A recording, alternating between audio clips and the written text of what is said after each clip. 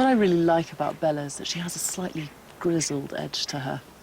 She is a beautiful cat, but she's old, about 7 years or so, and her experience in the wear and tear of the years really shows. Her ability to raise her cubs successfully to adulthood is going to rely very much on what she's learnt through all of her years. They'll have another year with their mum, and then we'll have to go off and lead lives as solitary cats, and things will change completely. That little female cub will probably end up in a territory bordering her mother, but the young male will have to wander about as a nomad for a few years until a territory somewhere else becomes available. A leopard cub really only has this 2-year window with its mother, where it has to learn all the skills it's going to need to survive on its own for the rest of its life. This is the most social time that they will have in their lives. And here it is, right in front of us.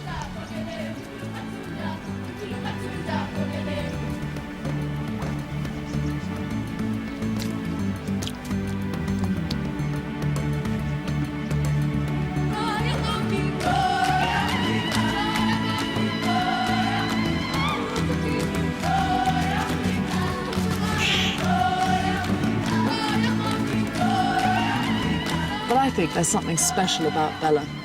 She's an excellent mother, and she's done a very good job so far. I have a really good feeling about these cubs. I think they're going to be fine.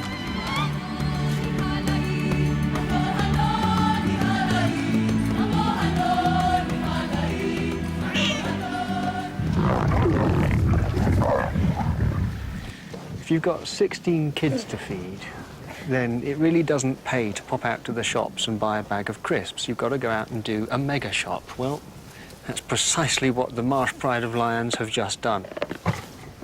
You watch lions feeding like this. It's so different from cheetahs, say, which feed quietly and in good humour, if you like. Lions, by contrast, tend to be grumbling, scrapping, hitting each other.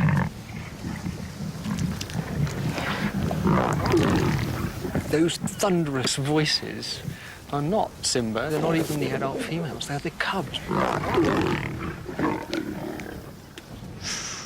Cool. Hard as nails, these little guys.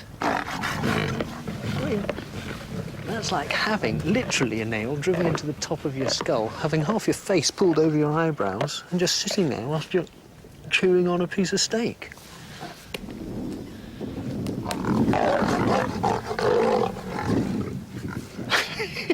Cub whacking Simba on the nose, can you believe it? Ooh, don't push your luck, kids. Just goes to show how tolerant Simba can be of these youngsters and how very clearly he has invested in their future in every sense of the word.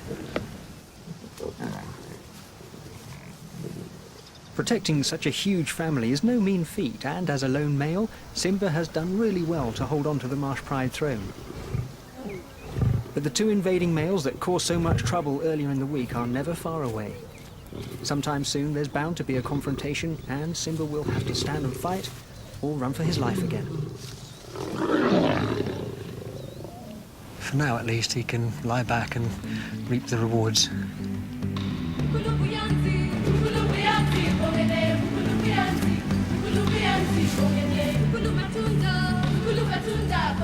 It's really wonderful to see the marsh lions doing so well, and always a huge treat to spend time in the company of such an extraordinary family, sharing the lives of a pride at its peak.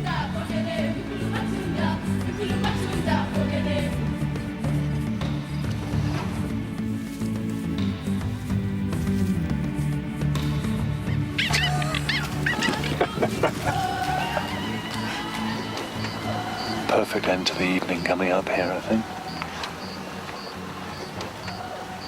Let's just see what she's going to do.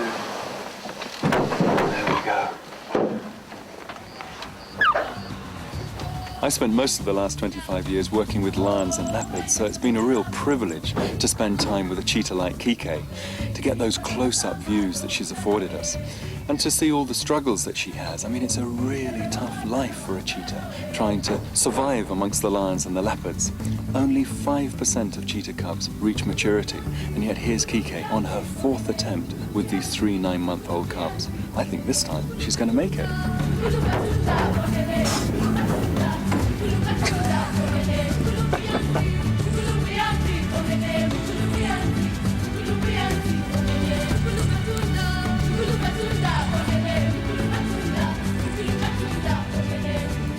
You know, I always say, if I could spend just one day in Africa, I'd spend it right here in the Masai Mara.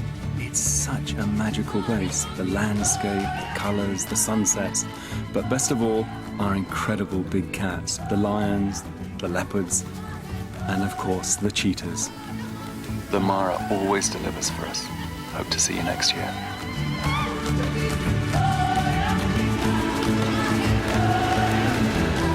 Right towards our car. Here she comes. Here she comes. Here she comes. Here she comes. Right on the car. Good girl, Kike. She's going for a second. I can't believe it. Go, Simba. Run, boy. Run.